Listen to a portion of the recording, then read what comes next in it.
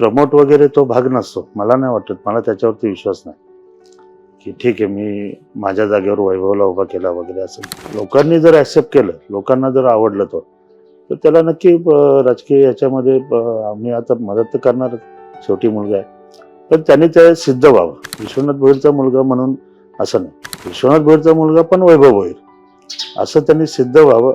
बाकी मग त्याला त्याच्यानंतर मी अनुभवलेलं आहे की बिना राजकारणाचा वारसा असताना तुम्हाला मी बोललो की आमची परिस्थिती अशी होती की खायचे वांदे होते, तर त्याच्यातून मी जर इथपर्यंत पोहोचू शकतो तर ते माझ्या कुठल्या तरी इच्छाशक्तीच्या बळावर किंवा मी करत असलेल्या कार्याच्या बळावर.